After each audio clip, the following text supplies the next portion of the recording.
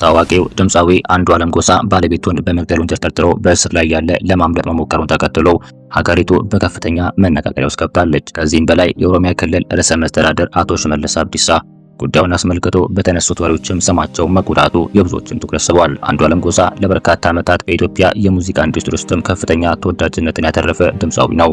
በተለይም የፍቅርና የሀገር ፍቅርን የሚያንጸባርቁ ዘፈኖቹ በወጣቶች ዘንድ ከፍተኛ አድናቆት ነበራቸው። ይሁን እንጂ የተወዳጅነት በአንድ አፍታ ተቀየረ። ከሳምንታት በፊት አንዱዓለም ባለቤቱን በመግደል ወንጀል ተጠርጥሮ በቁጥጥር ስር ዋለ። ባለፉት ሳምንታት ይህ ጉዳይ የብዙዎችን ቀልብ እየሳበ ከመሆኑ በላይ በርካታ ጥያቄዎችን አስነስቷል።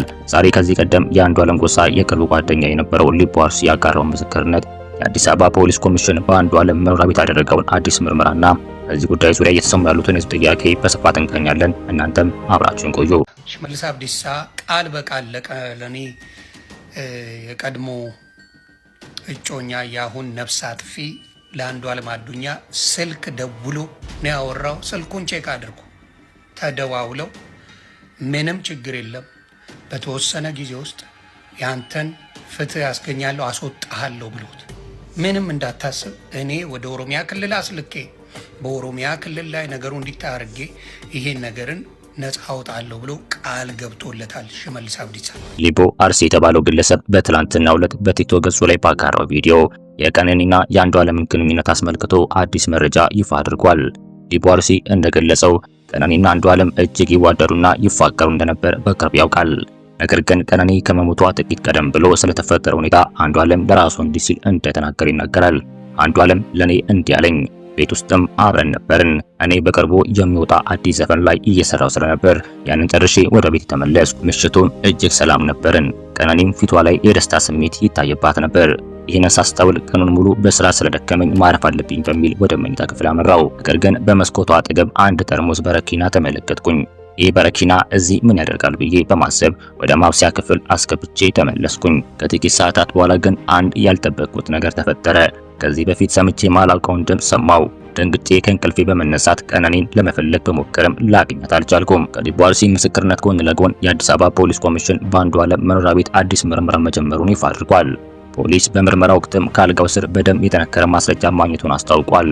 ይህ ማስረጃ በወንጀሉ ላይ አዲስ ፍንጭ ሊሰጥ እንደሚችል መረጃዎች እየወጡ ነው። የፖሊስ ምንጮች እንደገለጹት ይህ ደም የተነከረ ማስረጃ ለተጨማሪ ምርመራ ወደ ላብራቶሪ የተላከ ሲሆን ውጤቱም በቅርቡ ይፋ ይሆናል። ይህ ውጤትም የወንጀልን አቅጣጫ ለመለወጥ የሚችል እንደሆነም ተጠቁሟል። ፖሊስ ይህን ማስረጃ በጥንቃቄ እየመረመረ መሆኑን የገለጸ ሲሆን ውጤቱንም ለሕዝብ ይፋ እንደሚያደርግም አሳውቋል። ፖሊስ በሰጠው መግለጫ ድምፃዊው ባለቤቱን የገደለበትን ምክንያት በግልጽ ባያስቀምጥም በቂ ማስረጃዎች በእጁ ላይ እንዳሉ ገልጿል። ይህ ዜና የአንዱዓለምን አድናቂዎች በእጅጉ አስደንግጧል። ብዙዎች ይህንን ማመን ከብዷቸዋል።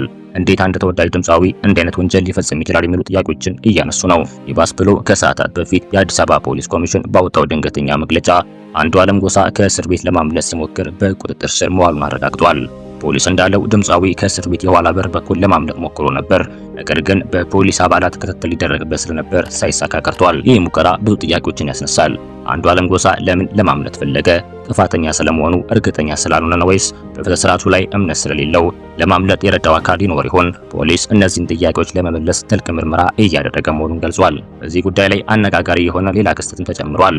የኦሮሚያ ክልል ርዕሰ መስተዳድር አቶ ሽመልስ አብዲሳ አንዱዓለምን ከእስር ለማስለቀቅና ከሀገር ለማስወጣት እየሞከሩ ነው የሚል መረጃዎችን በማህበራዊ ሚዲያ ተሰራጭቷል። ምንም እንኳን ይህንን የሚያረጋግጥ ይፋዊ መረጃ ባይኖርም ዜናው በህብረተሰቡ ውስጥም ከፍተኛ ቁጣን ቀስቅሷል። አቶ ሽመልስ አብዲሳን አንድ ተጠርጣሪ ከህግ ለማምለጥ ሊረዱ ይችላሉ የሚል ክስ እጅግ አሳሳቢ ነው። እንደ አይነት ድርጊት ከተፈጸመ የፍትህ ስርዓቱን በእጅጉ የሚጎዳ ከመሆኑ በላይ በህግ የበላይነት ላይ ጥያቄ ያስነሳል። እስካሁን ድረስ አቶ ሽመልስ አብዲሳ ስለዚህ ጉዳይ ምንም አይነት ምላሽ አልሰጡም።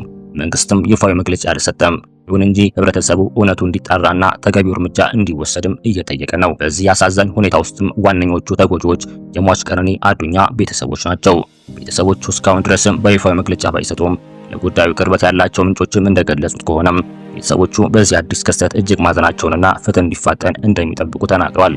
የአንድ ቤተሰብ አባል በግፍ መገደል እጅግ የሚያሳዝን ነው። በተለይም በወንጀሉ የተፈጸመው በቅርብ ሰው ከሆነ ቁስሉ የጠለቀ ይሆናል። ቤተሰቦቹ በዚህ አስቸጋሪ ጊዜ ውስጥም መጽናናትን እንዲያገኙ እንመኛለን። ፍትህም በተቻለ ፍጥነት እንዲረጋገጥ እንጠይቃለን። አሁን ደግሞ የደረሰኝ መረጃ አለ። እንግዲህ እያንዳንዱን ነገር የቀነኒን እየተከታተልኩ ከጎኔ ሳትሰለቹ ሀቋ እንዲወጣላት የምታደርጉ ወንድምና እህቶቼ እጅግ አድርጌ አመሰግናለሁ። የእሷን ጉዳይ የኦሮሚያ ክልል መንግስት ማየት አለበት፣ የኦሮሚያ ክልል ፌዴራል ፖሊስ ማየት አለበት ብለው የሚያስጠይቁ ሰዎች አሉ። እነዚህም ከነዚህ አንዱ ዋናው ይሄ ነው። ሽመልስ አብዲሳ ቃል በቃል ለኔ የቀድሞ እጮኛ የአሁን ነፍስ አጥፊ ለአንዱዓለም አዱኛ ስልክ ደውሎ ነው ያወራው። ስልኩን ቼክ አድርጉ፣ ተደዋውለው ምንም ችግር የለም፣ በተወሰነ ጊዜ ውስጥ ያንተን ፍትህ ያስገኛለሁ፣ አስወጣሃለሁ ብሎት ምንም እንዳታስብ እኔ ወደ ኦሮሚያ ክልል አስልኬ በኦሮሚያ ክልል ላይ ነገሩ እንዲታርጌ ይሄን ነገርን ነፃ አውጣለሁ ብሎ ቃል ገብቶለታል ሽመልስ አብዲሳ። ስለዚህ ያ ጉዳይ ወደ ኦሮሚያ ክልል ከሄደ የቀነኒ ጉዳይ ከአዲስ አበባ ወጥቶ ወደ ኦሮሚያ ከሄደ የቀነኒ ጉዳይ ተበልቷል ማለት ነው። ስለዚህ አሁን የምናገረው ምንድን ነው? የተፈጠረው ጉዳዩ በአዲስ አበባ ውስጥ ነው። የአዲስ አበባ ፖሊስ ነው ያዘው፣ የአዲስ አበባ ፌዴራል ነው ያዘው። እሱ ጉዳይ በአዲስ አበባ ይለቅ። እነዚህ አዳዲስ መረጃዎችም እየወጡ ባሉበት ሰዓትም በተለይም በማህበራዊ ሚዲያ መድረኮች ላይ የተለያዩ አስተያየቶችም በስፋት እየተንሸራሸሩ ነው። አንዳንዶች የሊቦ ዋልሲን ምስክርነት እውነት ነው ብለው ሲያምኑ፣ ሌሎች ደግሞ ሆን ተብሎ የተፈጠረ ሴራ ነው በማለት ይቃወማሉ። በተመሳሳይ ሁኔታ ስለ ደሙ የተነከረ ማስረጃ የተለያዩ ትንታኔዎችም እየሰጡ ነው። አንዳንዶች ይሄ ማስረጃ የአንዱዓለምን ጥፋተኝነት የሚያሳይ ነው ሲሉ፣ ሌሎች ደግሞ በማስረጃው ላይ ጥያቄዎችን ያነሳሉ። በተጨማሪ ብዙ ሰዎችም እውነቱ በአስቸኳይ እንዲጣራናም ፍትህ እንዲረጋገጥም እየጠየቁ ነው። በተለይም የሟች ቤተሰቦችን ፍትህ እንዲፋጠን በተደጋጋሚ እየጠየቁ ይገኛሉ። ፖሊስም ይህን ጥያቄ ከግምት ውስጥ በማስገባት ምርመራውን አጠናክሮ እንደሚቀጥል አረጋግጧል። የአዲስ አበባ ፖሊስ ኮሚሽን በሰጠው መግለጫ የቀነኒን ገዳይ ከየትኛውም ቦታ ቢሆን ለፍርድ እንደሚያቀርብ ቃል ገብቷል። ፖሊስ አሳማኝ መረጃዎችን ለመሰብሰብና ወንጀሉን ለመፍታትም ጠንክሮ እየሰራ እንደሆነ አሳውቋል።